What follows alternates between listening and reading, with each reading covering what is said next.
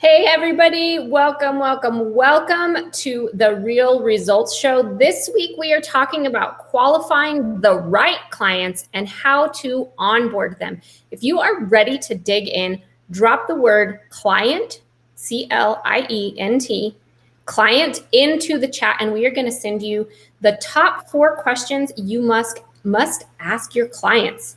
Welcome to the Real Results Show, where every week we give you tips, tools, and resources for health coaches and professionals so that you can confidently solve your clients' health issues and grow your career as a health coach or professional. I am your co-host and FDN Director of Course Enrollment, Piper Gibson, and joining me today is AFDNP Director, Jennifer Woodward. Welcome, Jennifer. How are you? Hi, everybody. I am great. It is good to be here. I cannot wait to dive into this topic. Thank you so much for joining me. It's really going to be an awesome topic. So we have had a lot of questions. People ask, how do you work as an FDN? So we decided that we are going to take you on a case study process. So today's case study is all about how to onboard the right client. And we are going to take you on a journey from start to finish. Jennifer is going to be joining me every second Tuesday of the month. We're going to go 6 times. And we're going to talk about what does it look like for an FDN when working with a client. I think that's great. Now, the first question people are going to have, Piper, is how do you even go out and find those clients to begin with? What message do you tell people? How do you pull people in to onboard them, in the first place? Yeah. So when I first started out as an FDN, I actually shared my FDN journey on my social media. So Facebook, Instagram. I had a lot of people that were interested. So when I graduated, I actually have 5 clients ready to go when I graduated from the program. And then I'm actually a fan of public speaking, believe it or not. So I actually started going out like Reed recommends and talking about what I do, sharing my story, talking about it. And I did get some clients that way. But really, for the most part, the whole goal is to create a referral-based business, which is where I'm at now. I have been an FDN for 2.5 years. So all of my clients who have been extremely successful send me their sisters, their brothers, their aunts, cousins. So that is really where I'm at as far as getting clients. I think that's perfect. And that's where my business is too. You share your story, it resonates with a few people, and just in finding your niche that way, those people are going to go out and start, sharing the same story. And so you're able to draw in, clients, your ideal clients, really that you want to work with going forward. And your niche is very specific, right? You aren't necessarily working on hormones. You're a little bit more specialized. So will you tell us a little bit about, your client population?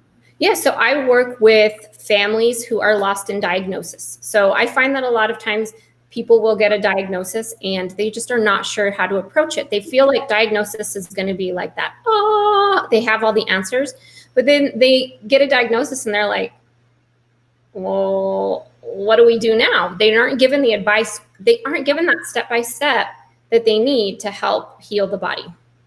I love it. Sure. Love that. Yeah. And that's what we're going to go over, for these next 6 sessions, is really bringing, our audience along on the journey from start to finish. And today we're going over how to even start onboarding that client and a list of questions that you go into, so you can kind of interview back and forth. I mean, they're interviewing you, but you're also interviewing them to see if, there's a healing modality that you guys can kind of approach together. And you want to make sure that you're a good fit from a coach perspective and then from a client perspective, right? Absolutely, 100%. And I agree, it's just an interview process. It's, I'm not going to say I'm interviewing you, but it's really asking people back and forth and having that back and forth conversation to find out if what you do is really going to be a fit for that client. Right. So you want it to be effective, of course, right? Exactly. So before we really dig in, I just want to mention, if you guys are just joining us, drop the word client into the chat and we are going to send you the 4 questions you should ask every client. So make sure to drop that in there. We are talking about onboarding today. I have Jennifer Woodward, AFDNP Director, with me. So we are about to dig into a case study. Yes. So we start with week 1, right? You got to start with where you start. So first things first, you're kind of walking through the process of discovery to onboarding. So will you start us out with your thought process there? Yeah. So we're going to go through one of my own personal clients. His name is Charlie. And we want to go over the exact steps we took in order to help Charlie get back on the healing path from his medical diagnosis, which included things like bipolar, psychosis, and anxiety, to really thriving and flourishing. And we did this by using the FDN approach. Love it. Love it. So let's walk through it. Let's go through the first step. Right. So the first step is to really get your client on a call. You want to get them on, many people call it a discovery call. So Charlie's mom, Carrie, had actually heard about me from a friend, and she set up a discovery call. I called. Most FDNs do a free discovery call, 20 or 30 minutes, because that's really the way that you're going to get to know that person that you have on the phone. So you get them on the phone, and of course people are full of questions like, what can you do to help my child? What can you do to help me? Will this really work? And then they want to know what happens when you work with people. So that discovery call is that first contact that you have with a potential client. And like you said, it's beneficial to both sides. It's like the interview process. Is it a good fit? You know, are you going to make a good team? Because it's going to be teamwork the whole way through. Absolutely. And there's a good process of getting to like feel each other out and sort of get to know each other even at the beginning, because the client population that most FDNs are dealing with are, you know, a hurting and sick population. So you need to establish trust from the get-go, right? Exactly. And, you know, you really want to make sure that your client also has a certain level of commitment. If your client really isn't committed, you know, you may have them on the phone, but once you start talking, they're like, I'm not really committed. Then, you know, they're not going to get the results that they want because they're just not committed to the process. Right. And how do you kind of suss that out? Do you ask them outright, you know, how committed are you to this process, or do you just get a feel as you're going through the questions? I really kind of use it as I go through the questions, and that is going to be one of the questions that we'll talk about, like, how committed are you on a scale of 1 to 10? So we can definitely, you know, dig more into that. Sounds good. Well, should we just go over the questions? Let's dive in and ask, you know, how did your onboarding session start? What's the first question that you're going to ask your potential client? So I'm going to ask my potential client, what is your main health complaint? Okay. Well, first we're going to get on the phone and we're going to talk some pleasantries. So it's going to be like, how's the weather? You know, how are you doing? And then I really let them know, hey, I know that your time is important, so I would love to dig in. What is your main health complaint? Yeah, very good. And what are some of the things that clients will say right off? Do you find you have to dig a little bit deeper to get to the real health complaint, or will they give you what they're actually struggling with right off? I think that it really depends on the client. And sometimes I will say, what is your main health complaint? If you had a magic wand, what would you wish away? And then that really gets them thinking like, oh, what is that one thing that I wish was gone? So, you know, it really depends on the client. Of course, your clients are going to have different complaints than mine. But when I got Charlie's mom on the phone, I said, what is the main complaint? And she said, well, he's in the hospital. Once again, he'd been in the hospital 2 other times with some mental struggles. He's struggling with anxiety, this extreme social anxiety. And she really felt like for most of his life, he had had that extreme social anxiety. And then within a few weeks, his whole personality had seemed to shift from social anxiety to grandiose thoughts, unusual behavior, sleepless nights, pressured speech, escalating anger. So they had this whole tornado of symptoms, if you will, that they were really worrying about. So some people might say, oh, I have migraines, where some people might have a whole list of symptoms going on. Right. And generally it's that, you know, that 2 or 3 symptom, like the extra symptoms that pushes them over the edge and really says, you know, we need to seek out some alternative care here. Because probably, you know, at that point, most of your clients have been to this doctor and that doctor and specialist, right? And so, you know, there's a bigger picture going on. And so going through those, you know, list of main health things, I think is super helpful because you start to get more of the story, right? Exactly. You know, when you know what their complaints are, you are going to have a better idea of how well you're going to be able to help them for sure. Right. Absolutely. Well, with Charlie too, I mean, you're asking his mom, because you're obviously on the phone with his mother and not him. Yeah.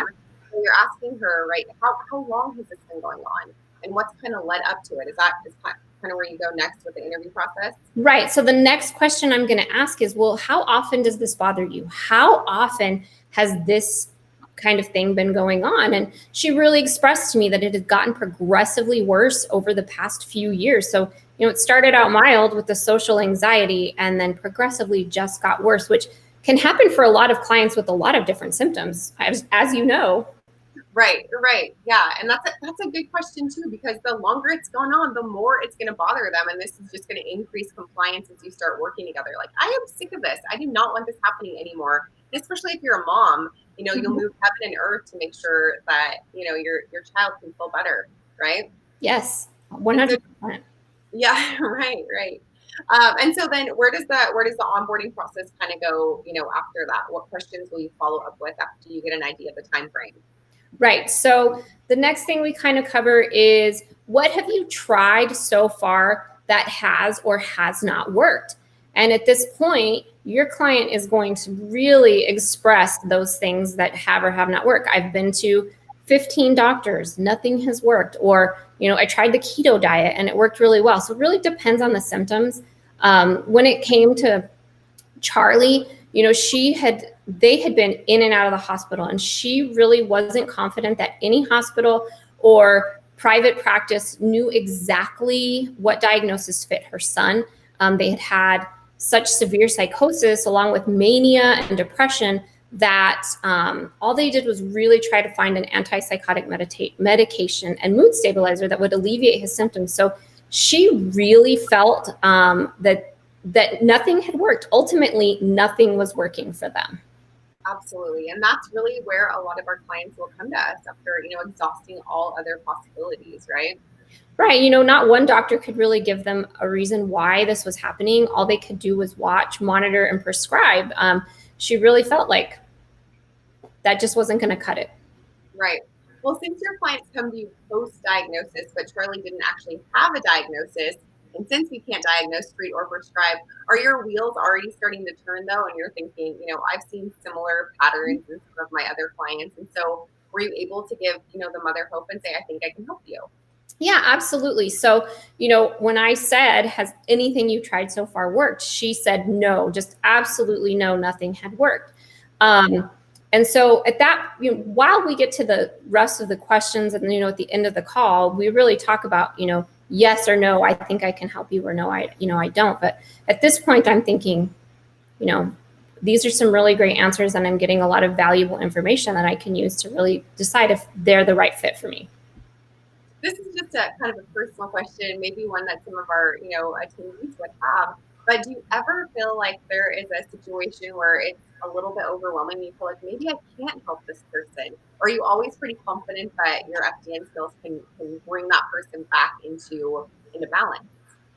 I think for the most part that your FDN skills can really bring that person into balance. I mean, if we look at Charlie, he had a lot of things going on. And I think some people would be like, I don't know if we can handle that. But I feel like with the FDN training, I have the skills I need to work with anybody and everybody and to help them with that metabolic chaos. So, the one thing is, we are not going to work on just one thing. We're going to work on the whole body non-specifically. So, we may never know exactly where that root cause is coming from, but we really can figure out how to help them using the FDN training. I love that. And I feel like that confidence does come through during an onboarding call when you're like, well, we do treat everything non-specifically. We look at everything non-specifically. So, just by nature of that in and of itself, there is a lot of hope to be had for, your son's case, right? Or your client's case. Mm-hmm. It's got to be a good onboarding call when you start to get the hope, right? Yeah, absolutely. And, I feel like one of the things that is kind of important during an onboarding call is to really find out what their pain points are. What kind of pain are they experiencing? So the next question I ask is, how does this affect your life, and what does it prevent you from doing? So in Charlie's case, he could not function. He could not go to school. He could not get a job or a driver's license. He basically couldn't leave the house or socialize with other people. His social anxiety was so bad that he could not be part of society, and his family they worried about him constantly, and that put tons of stress on his mother, his father, and his brother and his sisters. They come from a really large family. So ultimately, Charlie could not do anything as a normal teenager. And so it really affected every single part of his life. So at that point, when she's telling me this, I know, what their pain points are, not just the symptoms they have, but what are their real pain struggles. Right. And how do you kind of pull those out? Does it just come out as the mom tells the story? Yes. So for the most part, it really starts to come out as the mom tells the story. So I'm not going to just say, what are the pain points, but how does that affect your life? What is it preventing you from doing? Because, that is really going to start to show you a level of commitment. Because if they're like, well, it doesn't bother me, it doesn't keep me from doing anything, they're probably going to be a lot less committed than somebody who is really having these other struggles. Absolutely. And I feel like since we're all such relational creatures, we realized during the course of onboarding, from a client's perspective, that the issues don't just affect the person who has the issues, right? It's affecting everyone else in your close circle, and then sometimes your more extended circle, your work and what you do, in philanthropy. It doesn't matter. We are relational creatures, and so to kind of pull that together and see, the issues affect the whole family. Oh yeah. Right? That gives a lot more, a lot more buy-in, I feel like, for a client. Like, okay, we can work on the health of our entire family. It's kind of exciting. Well, and when I first started out, I wanted to work with kids, but I quickly figured out just exactly what you said, is that it affects the whole family. You have to have the whole family involved to really make those changes and have that support. So especially dealing with, that kind of issue where you're working with kids, you have to just really work with the whole family. Yeah, absolutely. No matter what your, population. One of the questions I get asked most often, I work with moms, not children, but they're like, will my husband, be able to eat these meals? Will he be able to, follow this plan with me? I always have to reassure them, yes, he can do it too. And your whole family's, health will be better, right? Exactly. Yeah. So we've got, that sort of, trust that's being built in the onboarding relationship as you dialogue back and forth. And then you're probably starting to address like fears, right? That the client may have. So what's the next step in the process? So the next step or question I'm going to ask is, who or what, is it fear, money, time? What might stop you from, I cannot speak, completing a health rebuilding program? Who's going to support you? Because like you said, you want to make sure that there's support out there. So who or what, fear, time, or money may stop you from completing a health rebuilding program? And what do you find that clients most often say at that point? For me, just because of the clients I work with, and you can speak to this maybe if it's true for you too, but fear is actually one of the biggest things that clients say. Like, they are afraid, especially like Charlie and Carrie, when it came to completing a health rebuilding program, they had tried everything modern medicine had to offer. And Carrie was just afraid that if this approach wouldn't work, if it didn't work, she was afraid there was nothing that would ever help her son. And that was really terrifying to her. She was really scared. She was like, what if this doesn't work? I don't know what else to do. Right. That has got to be hard, though, as the practitioner, to really, answer that and address it in a comforting but also confident way. So what are some words or key phrases that you use to address those, fears or issues with potential clients? So when we were talking, I said, I understand your fear, and I understand where you were at. And for me, I could really relate to that because we had been down that road with our own kids. But, I said, I really understand your fear, but has anything you else tried worked? And she said, no. And I said, well, then it's time for you to try a different approach, because you haven't ever tried anything like this before. And this is a completely different approach. And that was she got her wheels going, her cogs going. She was like, oh, okay, that makes sense. Like, this is totally different from anything else I've ever tried. I love it. Yeah. And you get to talk about too, like, we really do look at the whole body approach, because you're dealing with not only body, you're dealing with mind with your client population. And so, there's a good chance that not a lot of, traditional practitioners have brought those two things together. Yeah. Client population. So you're kind of able to educate at the same time, right? Yes, absolutely. Yeah. That's awesome. So we've got a few more minutes left, but I kind of want to know, what's that next step after you've allayed fears, after you realize, like, we're looking at the body as a whole, we can address those issues that you have, and where do you go in the onboarding process? So I really asked him, like, what would you expect to achieve while working with me?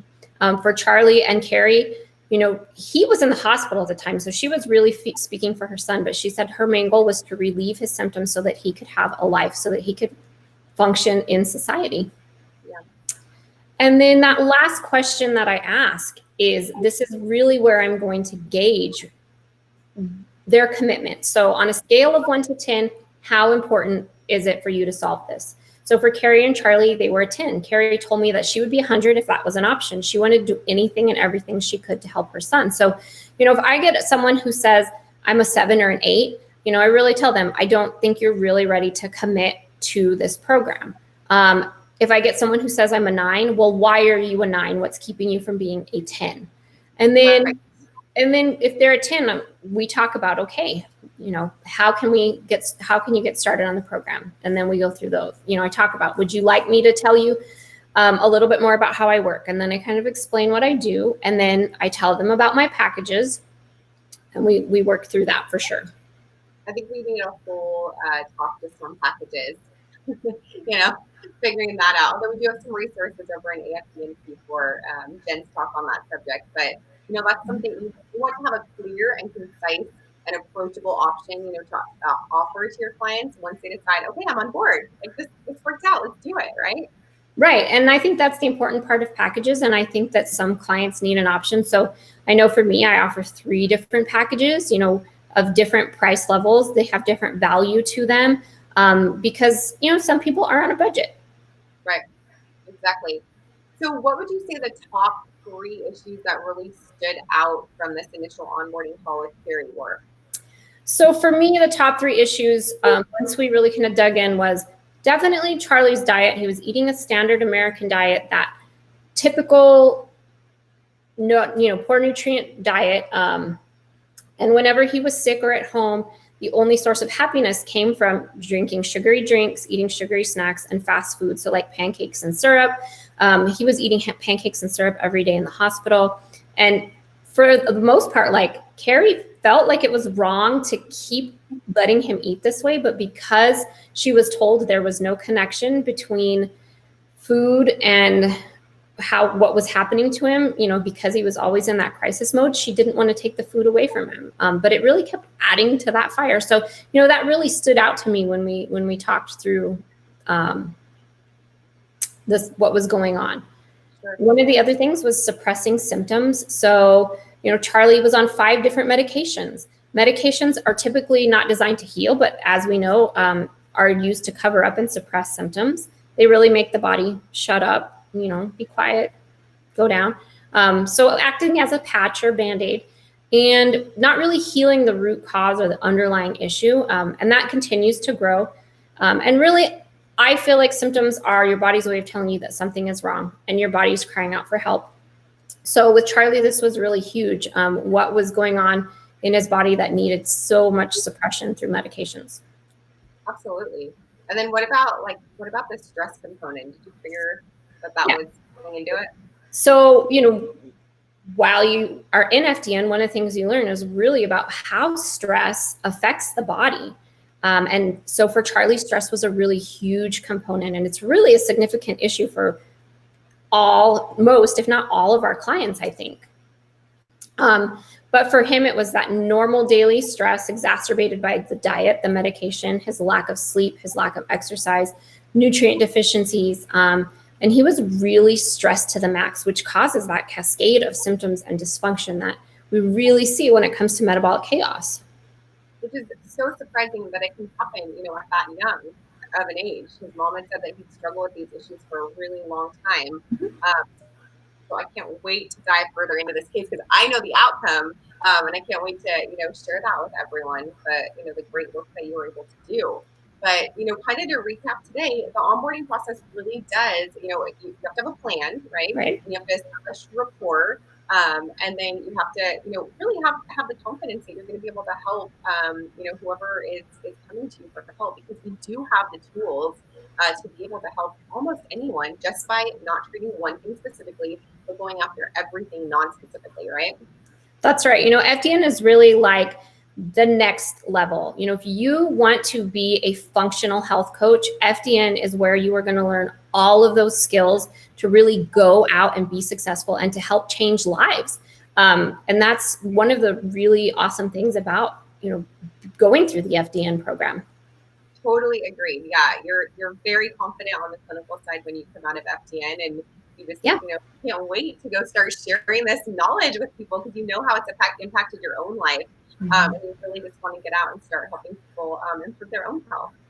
Yeah. So yeah, Jennifer, I am so excited you joined me today. I think this was a really great conversation. And if you guys are just joining or you are watching the replay, drop the word client into the chat and we are going to send you the 4 questions that you should ask every client. If you have questions afterwards, you're watching the replay, make sure to drop them into the chat. We will definitely get to those for you. But, Jennifer, thank you so much again for joining me today.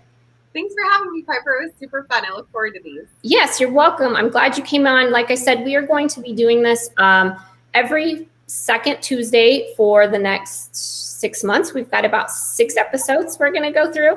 We're going to take you from the discovery to the very end, the outcome. You're going to get to see what has happened with the client. So thank you guys for joining us. We will be back here. I will be back here next week. Reed will be back with me next week. Same time, same place. Thank you guys for joining me on Health Coach Tip Tuesday. We'll see you guys later. Thanks, everybody. Bye.